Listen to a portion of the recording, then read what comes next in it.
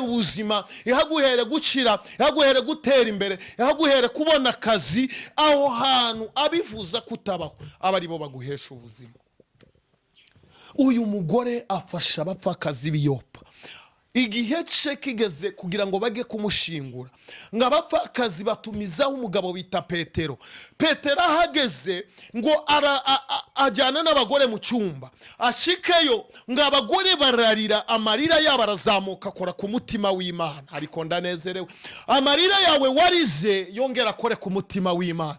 Umubabaro wawe wagize wongera ukore ku mutima w'Imana. Ariko Mana yanjye, wongera ukore ku mutima w'Imana. Yesu ni mambo yote ndani ya yote. Ndakwinginze amarira yawe warize kubw'ubuhamya bwawe, amarira yawe warize kubw'amateka yawe, yongera akore ku mutima w'Imana. Ndimo ndagana kugusoza, ariko ndagira ngo ibi bintu byumve neza. Ibi bintu byumve neza. Abapfakazi b'Yopa bararira, amarira agera ku Mana, amarira agera kuri Petero aramurenga. Ngo Petero amare arababwira ngo ahasigaye nimube musubiye hanze, arabaheza.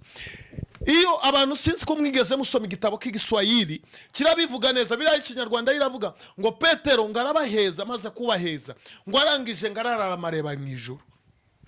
Iyo nekereje isengesho Petero yasenze, yaravuze ngo Mana wadukiza amarira y'aba bagore. Niba hari abantu barira ni abagore. Abagore murarira pe, murarira bikaja bikomanga ku mutima w'Imana. Nuko ngo Petero ararara amareba hejuru.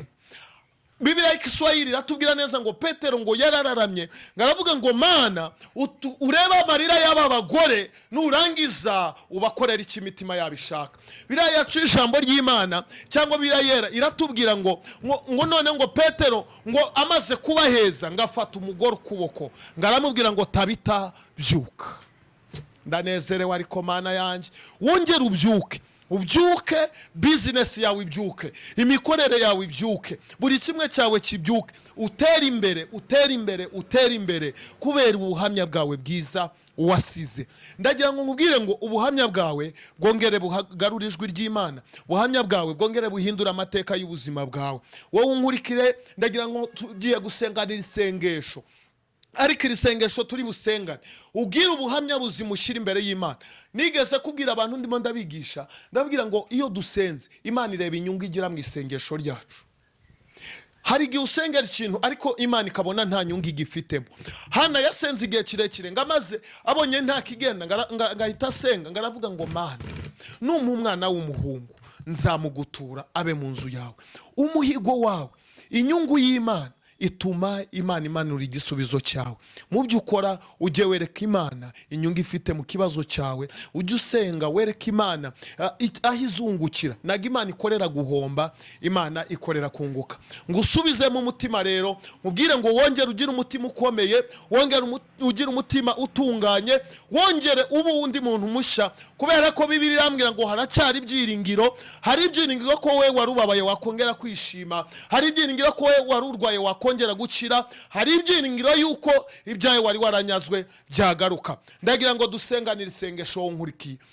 Ndagira ngo dusengane iri sengesho, ugira ibyiringiro kandi usenge, ubwira Imana ijwi ryayo ryongere rigaruke ku buzima bwawe, ubwira Imana ijwi ryayo ryongere ricinzira, ubwira Imana yongere ivugane n'ubuzima bwawe. Ibyo nubisenga, Imana yumve gusenga kwawe, Imana ihaze kwifuza ku mutima wawe. Ndagira ngo uzamure kwizera kwawe aho wicaye, ushobora kuba uri muri office, ushobora kuba uri mu modoka, ushobora kuba uri mu muhanda. Ndagira ngo uzamure kwizera kwawe, dusenganire isengesho kandi uzamure kwizera kwawe, Imana yongere icakanzu ku buzima bwawe. Reka tuzamure twongere dusenge. Mana ya Ibrahimu na Isaka na Yakobo, turasenze ngo wongere uturemere ubuhamya buzima.